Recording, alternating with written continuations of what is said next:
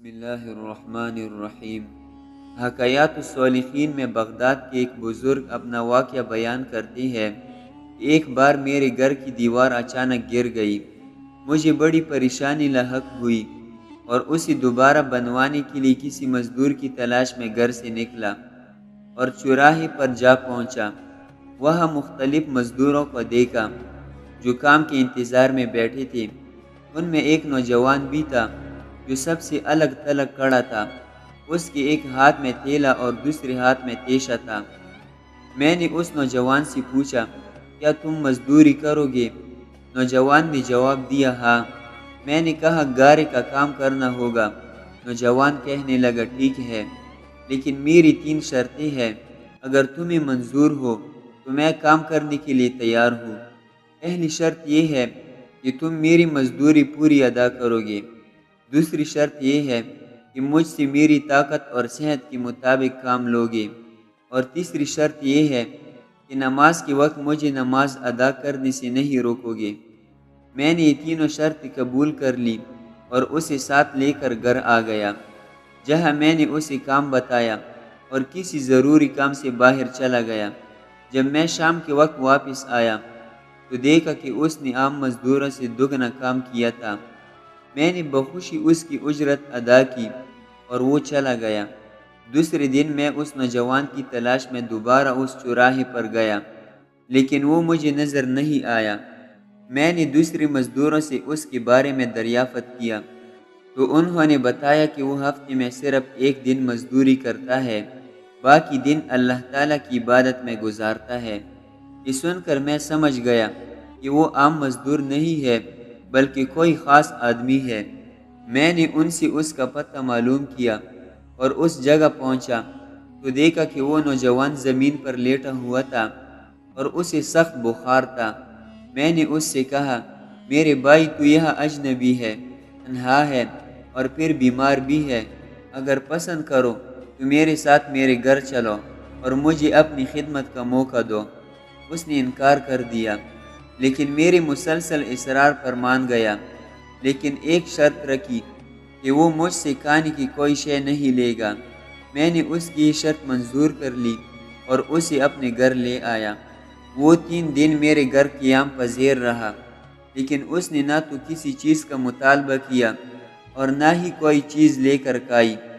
چوتھے روز اس کی بخار میں شدت آ گئی تو اس نے مجھے اپنے پاس بلایا اور کہنے لگا، میرے بھائی، لگتا ہے کہ اب میرا آخری وقت قریب آ گیا ہے، لہٰذا جب میں مر جاؤں تو میری اس وصیت پر عمل کرنا کہ جب میری روح جسم سے نکل جائے تو میرے گلے میں رسی ڈالنا اور گھسیٹتے ہوئے باہر لے جانا اور اپنے گھر کے ارد گرد چکر لگوانا اور یہ صدا دینا کہ لوگوں، دیکھ لو، اپنے رب تعالیٰ کی نافرمانی کرنے والوں کا یہ حشر ہوتا ہے۔ شاید اس طرح میرا رب ذوالجلال مجھے معاف کر دے گا۔ جب تم مجھے غسل دے چکو تو مجھے انہی کپڑوں میں دفن کر دینا۔ پھر بغداد میں خلیفہ ہارون الرشید کے پاس جانا اور یہ قرآن مجید اور انگوٹھی انہیں دینا اور میرا یہ پیغام بھی دینا کہ اللہ تعالیٰ سے ڈرو، کہیں ایسا نہ ہو کہ غفلت اور نشی کی حالت میں موت آ جائے اور بعد میں پچھتانا پڑے، لیکن پھر اس سے کچھ حاصل نہ ہوگا۔ وہ نوجوان مجھے یہ وصیت کرنے کے بعد انتقال کر گیا۔ میں اس کی موت کے بعد کافی دیر تک آنسو بہاتا رہا اور غمزدہ رہا۔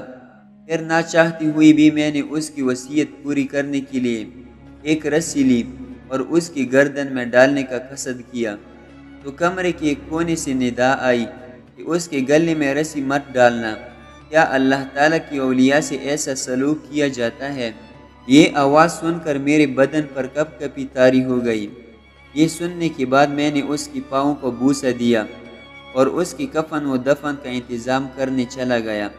اس کی تدفین سے فارغ ہونے کے بعد میں اس کا قرآن پاک اور انگوٹھی لے کر خلیفہ کے محل کی جانب روانہ ہو گیا۔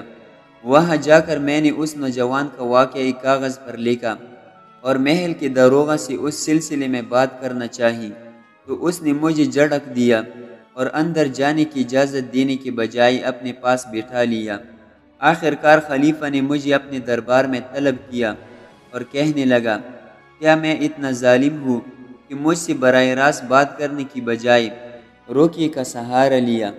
میں نے عرض کی اللہ تعالیٰ آپ کا اقبال بلند کرے، میں کسی ظلم کی فریاد لے کر نہیں آیا بلکہ ایک پیغام لے کر حاضر ہوا ہوں۔ خلیفہ نے اس پیغام کے بارے میں دریافت کیا تو میں نے وہ قرآن مجید اور انگوٹھی نکال کر اس کے سامنے رکھ دی۔ خلیفہ نے ان چیزوں کو دیکھتے ہی کہا یہ چیزیں تجھے کس نے دی ہے؟ میں نے عرض کی ایک گارا بنانے والے مزدور نے۔ خلیفہ نے ان الفاظ کو 3 بار دہرایا، گارا بنانے والا، گارا بنانے والا، گارا بنانے والا، اور رو پڑا۔ کافی دیر رونے کے بعد مجھ سے پوچھا وہ گارا بنانے والا اب کہاں ہے؟ میں نے جواب دیا وہ مزدور فوت ہو چکا ہے۔ یہ سن کر خلیفہ بے ہوش ہو کر گر گیا اور عصر تک بے ہوش رہا۔ میں اس دوران حیران و پریشان وہیں موجود رہا۔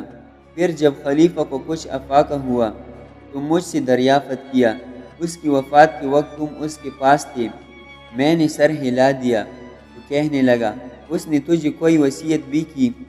میں نے اس نوجوان کی وصیت بتائی اور وہ پیغام بھی دے دیا جو اس نوجوان نے خلیفہ کے لیے چھوڑا تھا۔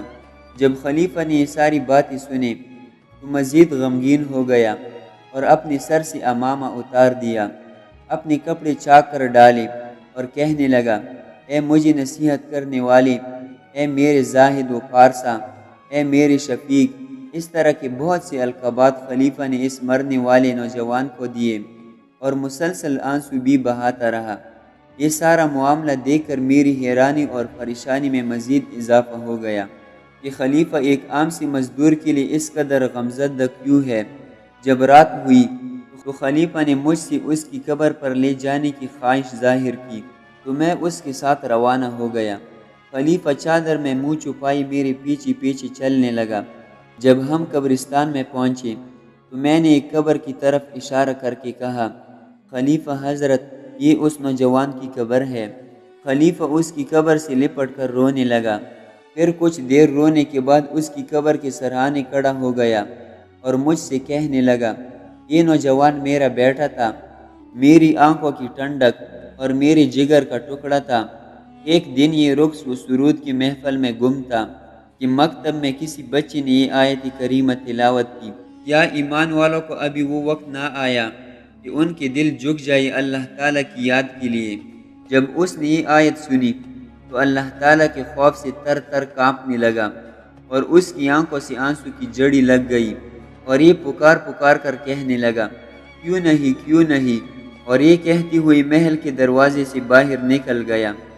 اس دن سے ہمیں اس کے بارے میں کوئی خبر نہ ملی، یہاں تک کہ آج تم نے اس کی وفات کی خبر دی۔